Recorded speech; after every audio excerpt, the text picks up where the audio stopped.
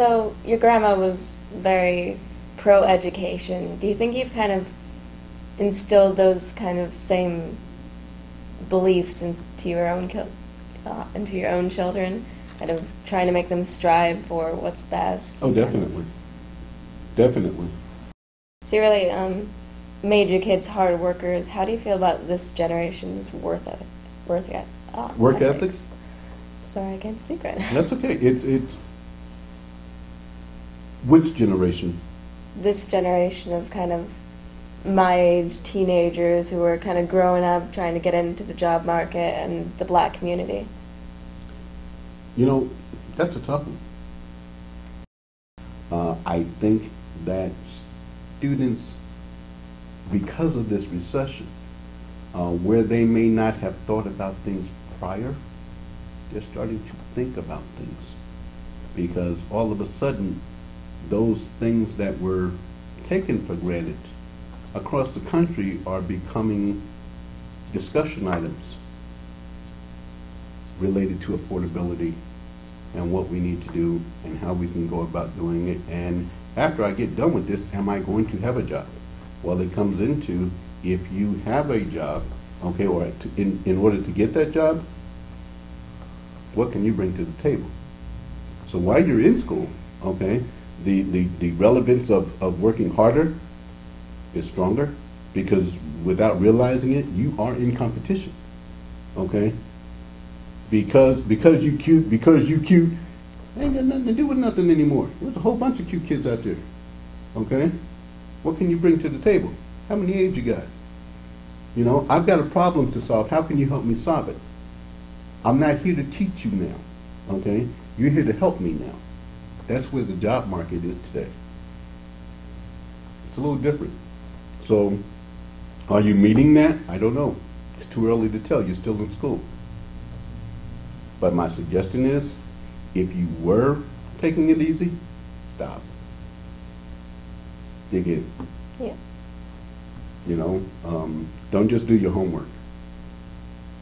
Study. How have you tried to make sure that your kids or any other kids that you've kind of tried to talk to have a pride for being black, for their race and their culture? Well, we are that we are. I don't try to make sure that they're proud. I just do. And that's hard for me, because it's not something that I think about. I just do. My family is a very strong, as you can probably tell, very strong family. Okay, and it's a large family. I've got 52 first cousins, and we're scattered throughout the United States. So when we have our family reunion, that's when we actually have Friday night. You know, we have the meet and greet, but during the meet and greet is the kids' time, all right, where they go up and they each have a little part of the mic, and they're talking about what they accomplished this year, you know, or the last 2 years, because we have it every other year. So it's a family thing. It's not just me. It's just what we do. So you said that family and culture helped to kind of get that black pride. Mm-hmm. What do you think about this generation and kind of the generation that kind of advocates the use of the N-word and the rap music? I got an issue and with everything? that. Okay. As you can obviously tell, I have a huge issue with that. Each and every kid that uses that word, okay, and allows their friends to use that word. And when I see little Caucasian boys driving down the street, okay, and they got the rap music going, and somebody is nigga this and nigga that, I have an issue with that. I have a serious issue with that. You know how many people died because of that word? Do you know the struggles related to that word? And then you're going to just, no. And then you're going to allow somebody whose parents, grandparents, forefathers, and what have you, use that word against you to just flagrantly? No, I have an issue with that. I'm not saying don't have him as a friend. I'm saying educate that boy. You know, if he's going to be your friend, if he's going to be part of your environment, educate him to what you're about. Kind of how that culture of using the N-word and kind of disregarding everything that past generations have done, how do you feel that it's going to change civil rights? How do I feel it's going to change civil rights? Yeah. Will it like help discrimination or kind of hinder past You know what? actions? I get to answer your question the best way I understand it, okay, is that we as African Americans have to really, really, really, really, really remember that our history basically repeats itself every 50 years if we allow it to. Now, if we allow folks to start using that N-word, okay, if we allow for certain things that we have accomplished, okay, to be changed, do you know for a fact that I think it's every 25 years they have to vote on our ability to vote? I don't know that. I think that's what that is. I think, don't quote me, but I think. I wish Prof. Sam was here right now, Professor Randall, because he'd tell me if I was right or wrong. But there is something that I remember this from years ago, that Congress actually has to vote on my ability to vote.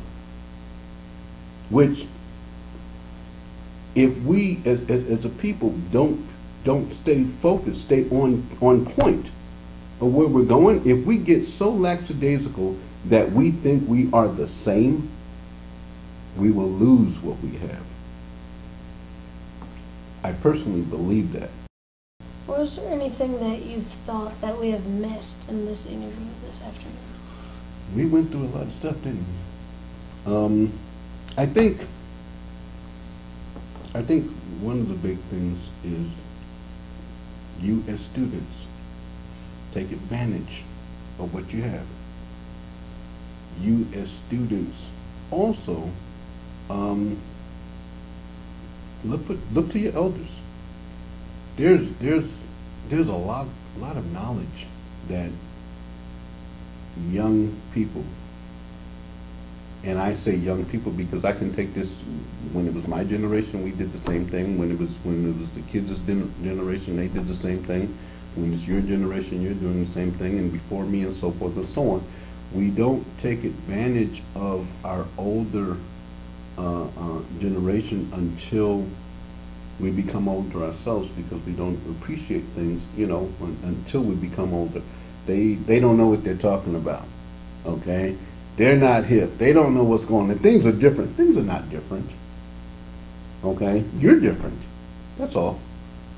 The environment, the world is the exact same.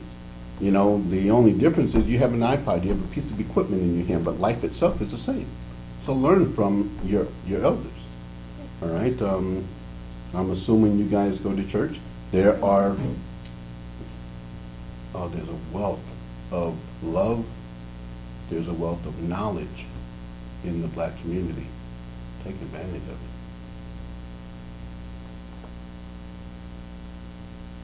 All right, well, thank you for having this interview with All us right, this thank afternoon. you. Thank you. All right, thank you.